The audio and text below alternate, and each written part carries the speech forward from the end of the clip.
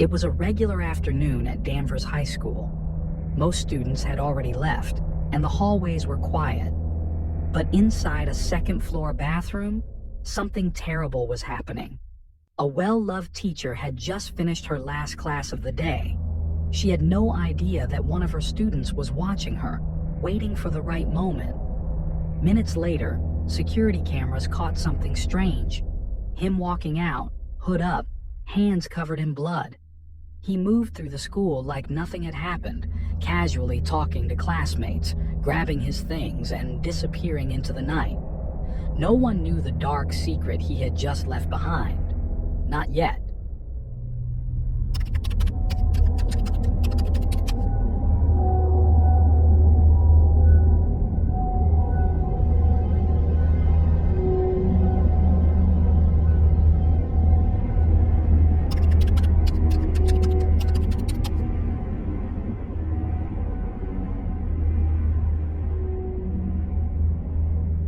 Philip Chisholm was born on January 21st, 1999, in Clarksville, Tennessee. From a young age, he showed a keen interest in sports, and by the time he entered high school, he had already made a name for himself as a talented soccer player. His skills on the field were undeniable, and in 2012, his teammates credited him as the driving force behind their championship win in the league.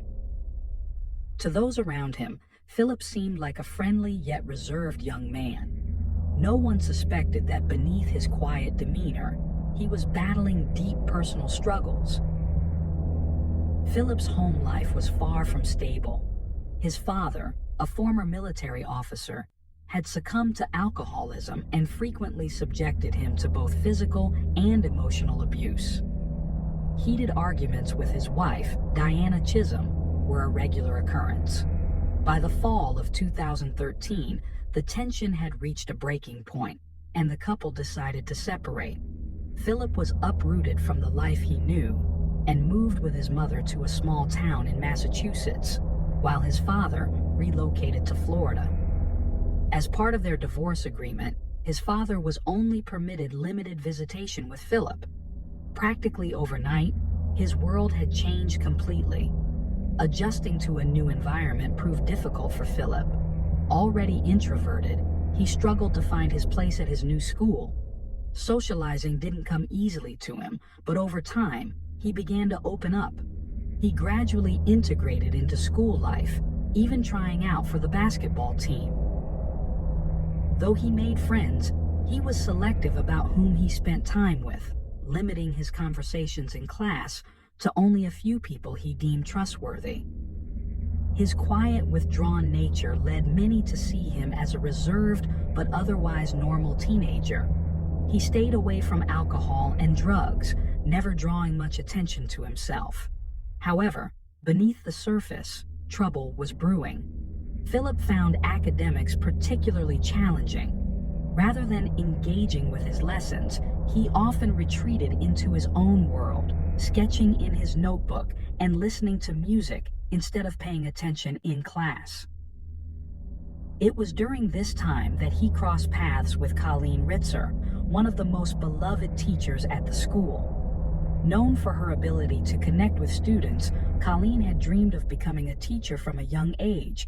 Excelling in mathematics, she pursued it as her career. She earned her degree in mathematics with a specialization in secondary education and began teaching 8th grade math that same year. Her dedication to her students was unmistakable. She frequently stayed after school to offer extra help and used social media to engage with them. When Philip arrived at the school, Colleen quickly noticed his academic struggles. Understanding that he was going through a rough time, she saw potential in him and believed he just needed some guidance to get back on track. However, unlike most of his classmates, Philip showed no interest in her efforts. On the morning of October 22nd, 2013, Philip arrived at Danvers High School carrying multiple bags. Inside them were gloves, a change of clothes, a mask, and a box cutter, items that had nothing to do with schoolwork. Later that day, he attended Colleen's class. As the lesson ended, she approached him to compliment his artwork and offered to stay after school to help him prepare for an upcoming test. Philip's reaction was anything but appreciative.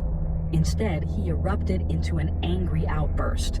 Colleen attempted to calm him down, but he stormed off. At around 3 p.m., Colleen made her way to the restroom, unaware that Philip was following closely behind. The school had mostly emptied by that time. Moving stealthily, he entered the restroom, now wearing gloves and clutching the box cutter. Without warning, he lunged at her, covering her mouth with a cloth to silence her. He then overpowered her, assaulting her before stabbing her at least 16 times. The attack was interrupted when another student entered the restroom, searching for better phone reception. She caught a glimpse of Philip but assumed he was merely changing for soccer practice. Not realizing the horror unfolding just a few feet away, she left without raising any alarm. Unbeknownst to her, she had just come face to face with a killer. After nearly being discovered, Philip exited the bathroom with his hood pulled up and one hand covered in blood. He walked toward the school's parking lot with a chilling goal in mind, finding a dumpster to dispose of the body. Along the way, he casually greeted several friends, none of whom had the slightest idea of the horrific act he had just committed. Shortly after, he changed out of his clothes, swapping them for a white t-shirt and a red hoodie. With the trash bin now in his possession, he re-entered the bathroom. This time, he emerged wearing a ski mask and concealing his teacher's lifeless body. He then made his way to the elevator. Once outside, Philip dragged the container to a wooded area behind the school. There, he desecrated Colleen's body using a tree branch before covering her remains with dry leaves. He left behind a cryptic note that read, "I hate everyone. I was high on power." Acting as if nothing had happened, he returned to the school, though his slightly disheveled appearance should have raised suspicion. However, no one took notice, allowing him to calmly retrieve his belongings from his locker and leave the premises. Philip believed he had committed the perfect crime, but he was gravely mistaken. Hours later, his mother grew concerned when she realized he was missing. She went to the nearest police station and filed a missing person report. Meanwhile, Philip's soccer teammates also noticed his absence from practice and began searching for him, growing increasingly worried. Law enforcement quickly acted, requesting Philip's phone provider to track his last known location. The signal was traced near Hollywood Hits Theater. Investigators headed there and discovered he had purchased a movie ticket before vanishing. Shortly after, his phone was powered off. At 9 p.m., Danvers High School principal sent an email to staff informing them of Philip's disappearance. Not long after, a math teacher called her with a disturbing revelation. Colleen Ritzer's parents had also reported their daughter missing. What made the situation even more alarming was that Philip had been in Colleen's last class that day. There was a growing possibility that the two had been together before vanishing. Colleen's parents frantically tried to reach her, but their calls went unanswered. At around 11 p.m., they officially reported her missing. The police tracked her phone's last location and discovered it had been in the school area. With two missing persons from the same institution, officers grew increasingly suspicious and decided to investigate. Their first alarming discovery was that Colleen's car was still in the school's parking lot. Something was clearly wrong. Upon entering the building, they inspected the second-floor bathroom, where they were met with a gruesome sight. Bloodstains covered the area, and Colleen's purse lay abandoned nearby. A blood-smeared recycling bin stood ominously in the corner. Following the trail, officers searched the wooded area behind the school. There, they found clothing soaked in blood, clothing that unmistakably belonged to Colleen. The horrific evidence confirmed that something terrible had taken place. Authorities immediately began questioning students and staff, hoping to find witnesses. One student stepped forward, recalling an unsettling exchange he had overheard between Philip and Colleen while organizing his locker. He had heard Philip raising his voice at the teacher while she attempted to calm him. The student assumed Philip was upset because Colleen had asked about his family, unintentionally reminding him of his parents' divorce. Although she quickly changed the topic, Philip remained agitated, eventually muttering to himself. The student had sensed something was off but never imagined Philip was capable of violence. He wasn't the only one with a key piece of information. A female student came forward, recounting how she had seen Philip naked in the bathroom that afternoon. Another witness, a mother picking up her child at around 3:30 p.m., reported seeing Philip hastily leaving the school. The evidence was mounting. Something had happened between Philip and Colleen. Detectives then turned to the school's surveillance footage, hoping to piece together the events leading up to the disappearances. What they found painted a disturbing picture. At 7:45 a.m., Philip arrived at school carrying multiple bags, which he placed inside his locker. At 2:54 p.m., Colleen was seen leaving a classroom and heading toward the second-floor women's restroom. A minute later, Philip appeared in the hallway, watching her closely before briefly returning to the classroom. Moments later, he re-emerged, this time with his hood up, and followed her into the bathroom while slipping on gloves. At 3:06 p.m., a female student was captured entering the bathroom, only to rush out moments later. At 3:07 p.m., Philip exited, hood still up, and made his way to the parking lot. When he returned 2 minutes later, he had changed into a white t-shirt. Minutes passed, and he was seen again, now wearing a red hoodie. At 3:16 p.m., he re-entered the bathroom, this time with a recycling bin. By 3:22 p.m., security footage captured him donning a ski mask while pushing the bin into the elevator. Shortly afterward, he was seen dragging it outside toward the student parking lot. Later that evening, Philip returned to the school, entered the bathroom once more, and changed his clothes. This time, he was barefoot and wearing a black hoodie. By the time investigators finished reviewing the footage, there was no doubt in their minds. Colleen had entered that bathroom but never came out. Meanwhile, Philip had gone in and out multiple times, each time wearing different clothes and, at one point, pushing a large bin. Combined with the blood evidence found in the bathroom, there was only one logical conclusion. Colleen had been murdered, and Philip was their prime suspect. Law enforcement wasted no time in their efforts to track down Philip, who was still missing. They reviewed security footage from outside the school and surrounding streets, hoping to catch a glimpse of his movements. At the same time, they kept a close watch on Colleen Ritzer's bank account. Philip had stolen her wallet, including her credit cards, making it likely that he had already used them. Their instincts were correct. Transactions showed that Colleen's card had been used to purchase a burger, fries, and a drink. Additionally, a movie ticket had been bought for the film Gravity, matching location data from Philip's phone, which had placed him at the theater shortly after the crime. As police scrambled to locate him, fate intervened. At around 2:30 a.m. on October 23rd, an officer in a nearby town spotted a young man walking along the highway at the intersection of Route 1 North and Salem Road.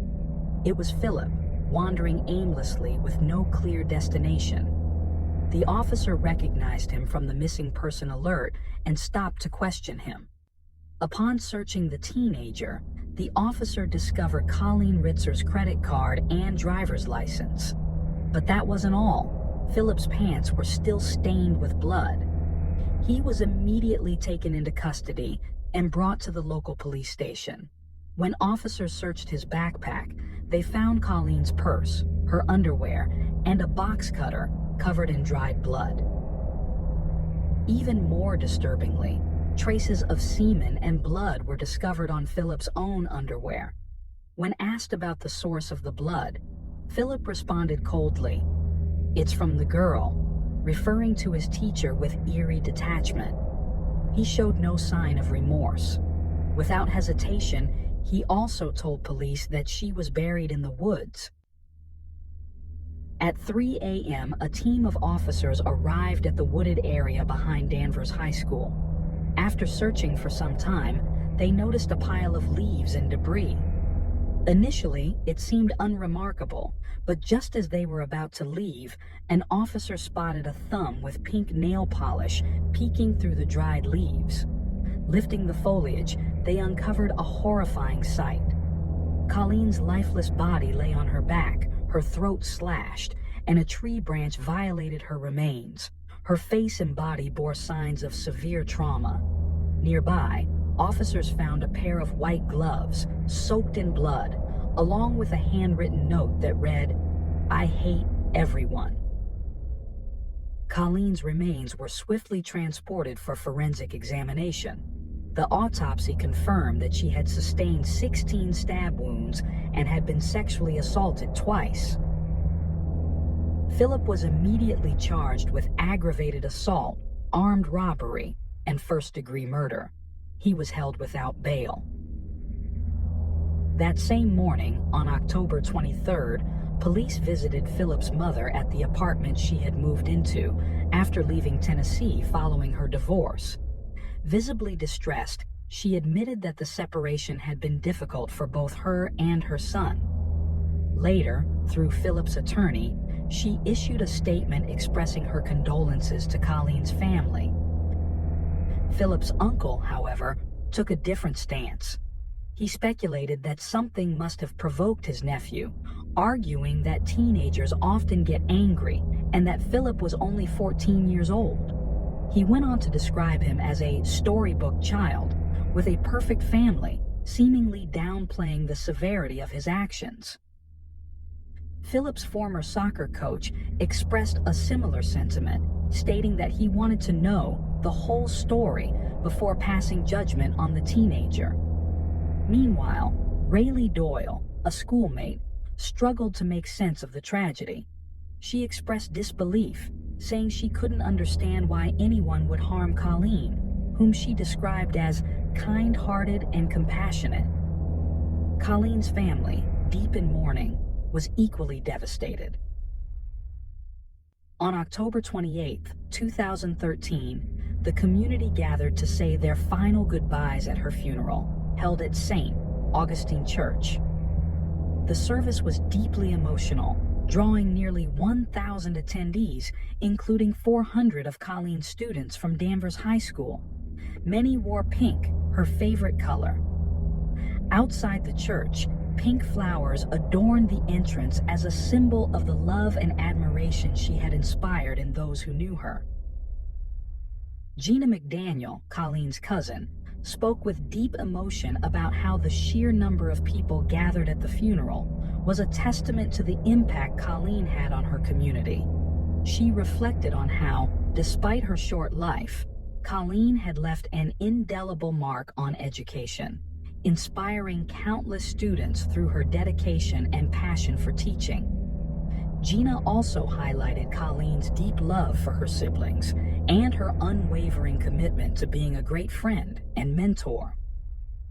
With a voice filled with sorrow and admiration, she described Colleen as the kind of person every parent hopes their child will grow up to be.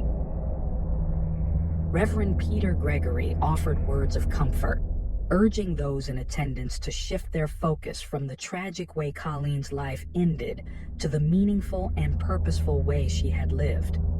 His message resonated with the grieving crowd, encouraging them to remember Colleen for the light she had brought into the world. Months later, while being held at a juvenile detention center in Boston, Philip struck again. On June 2, 2014, he slipped into a staff locker room bathroom and attempted to strangle and kill a 29-year-old medical staff member. It took multiple employees to subdue him as he screamed repeatedly, "I'm going to kill all of you." Though he failed to take her life, he left the woman severely injured. A new case was opened against him, but before facing trial for this attack, he still had to stand trial for the murder of Colleen Ritzer. Philip's defense attorney admitted that her client had killed the teacher, but argued that he should not be held criminally responsible. She claimed that at the time of the murder, he was experiencing a psychotic episode and suffering from severe mental illness, even alleging that he had been hearing voices before committing the crime. The prosecutor, however, firmly rejected this argument. She insisted that Philip did not suffer from any mental illness and presented surveillance footage from the school as proof. The videos showed him methodically following Colleen into the restroom, attacking her, then coldly placing her body into a recycling bin before wheeling it outside. She also pointed out how, after committing the murder, Philip was able to casually greet friends, eat a meal, and watch a movie, all while carrying evidence of his crime in his backpack. After hearing the prosecution's argument, the court dismissed the defense's plea for criminal insanity, ruling that Philip was mentally competent to stand trial. Given that the minimum age for criminal prosecution in the United States is 14, he could be tried as an adult. On December 15, 2015, a jury found Philip guilty of first-degree murder, aggravated assault, and armed robbery. As the judge read the verdict, Philip stood in silence, his hands cuffed, his face expressionless. Colleen's mother, devastated by the lack of remorse, declared that Philip was truly evil and beyond rehabilitation. "Our family will never get a second chance with Colleen, and he shouldn't get one either," she said. Despite these heartbreaking testimonies, Philip showed no reaction. He did not flinch, did not display a shred of empathy or regret for the life he had taken or the family he had shattered. On February 26, 2016, the court sentenced Philip to 40 years in prison. He would not be eligible for parole until he turned 54. But this was not the last time he would face sentencing. A decade later, on April 26, 2024, he stood trial once again, this time for the attempted murder of the medical worker at the Boston Juvenile Facility. The courtroom was tense as his attorney stated that Philip wished to take full responsibility and resolve the matter swiftly. However, to those present, it was clear he showed no true remorse.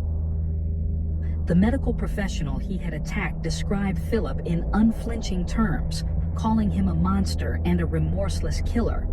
She recounted the harrowing experience, stating that he had brutalized her with clear intent to take her life. As she testified, she admitted that his face still haunted her, a constant reminder of the trauma he had inflicted. She urged the court to ensure that Philip remained behind bars for life so that no one else would ever suffer at his hands. The judge ultimately handed down a sentence of 17 to 20 years for the attack, to be served concurrently with his existing sentence for Colleen's murder. To this day, Philip remains in prison, serving time for the crimes he committed against two women who had only ever tried to help him, yet who, in return, were met with unimaginable violence. Despite their grief, Colleen's family sought to honor her memory rather than dwell on her tragic death. 1 year after the murder, they established a scholarship in her name. In a public statement, they described Colleen as a kind, compassionate young woman whose passion for teaching had shaped her life. The Ritzers have found solace in knowing that her legacy endures. Many of the students who have received the scholarship have chosen to become teachers themselves, inspired by the very same dedication and love for education that Colleen embodied. Though she is no longer here, her impact continues to be felt, her influence living on in the classrooms and hearts of those who were touched by her life.